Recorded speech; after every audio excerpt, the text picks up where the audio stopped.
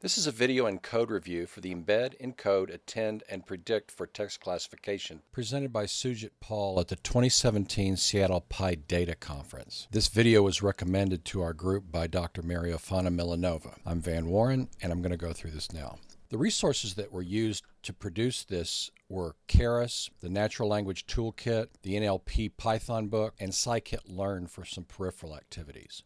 The Natural Language Toolkit example was really interesting, so I downloaded it to try to see if I could parse a sentence and label it with the parts of speech. In order to run with NLTK, you have to load these packages, and this takes place on the fly. So my example sentence that I wanted to label with the parts of speech was, "The rain in Spain stays mainly in the plain," from My Fair Lady. So we put the sentence as a string, we tokenize the sentence, and we call the NLTK tokenizer, and it returns the tokens. Then we tag those tokens with the parts of speech that they represent. The next part, we render the parse tree, but that requires parsing, and NLTK doesn't include parsing, so we use a package called space-c. So here are the key slide excerpts and talking points from the video. It starts with NLP pipelines before deep learning, and it talks about the weakness of the one-hot encoding strategy for things that have semantic relationships.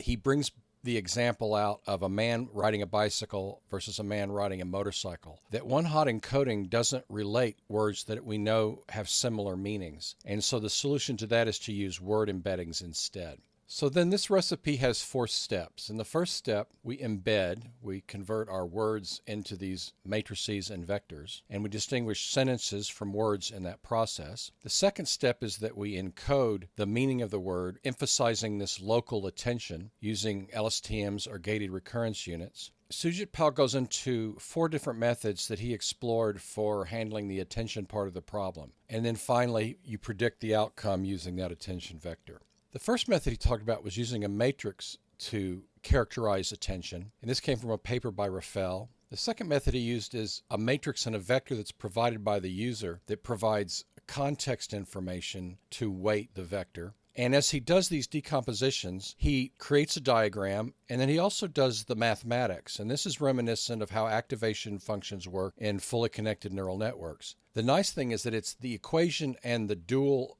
diagram that really give the insight. Then he has a third method, a matrix plus a learned vector that's learned by some peripheral process. And then finally a matrix plus a matrix. When he runs these on his first example, which is a document classification, I'll basically label this document, give it a title, he uses method 1 to produce 71.4% accuracy. The second method, he gets 77% accuracy. And the third method, he gets 82.4% accuracy. This turns out to be pretty interesting because as we go through the code, we're going to see that there's some glitches in that. So finally, he goes through document classification. So here's the code that he used to do this. First, he imported the standard Keras and TensorFlow libraries. Then there's a very large glove file. Then he generates and imports vocabulary data. And it turns out that the GitHub example is missing a key data file for vocabulary, but you can reconstruct this data file. And I document at this link that process. After we have the missing data file and the glove file, so then we load the data file, we load the glove embeddings, and then we compute the document vectors. The source material for the document vectors is a set of newsgroup archives with 18,846 records. There's some data massage that takes place on these, and then it creates the X and Y's for the modeling and the test train process. Then comes the test train split and the definition of a sentence level network model, and then the incorporation of the attention model with the bidirectional GRUs, assembled as follows. That model is then compiled with the Atom Optimizer using categorical cross entropy for loss, and the metrics that we're going to save during this run are going to be accuracy and value accuracy. It's interesting that there were 10 epochs to train this model, and it's 169 seconds per epoch if you pay $10 a month for Colab Pro. And there's 1,300 seconds per epoch if you try to run this on your 2015 iMac like I did. If TensorFlow isn't working right on the new MacBook Pro, then it's 8,000 seconds per epoch, which I had to abandon, obviously. So the network's evaluated after the run to produce a loss score of 42.3%.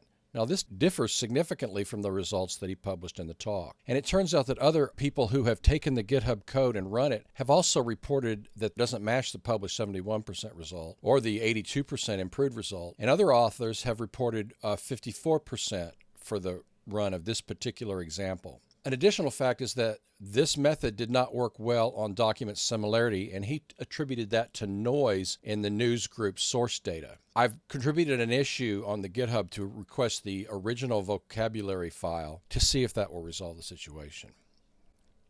That's all for now. Please click like, and you can check this notebook out in the comment section below.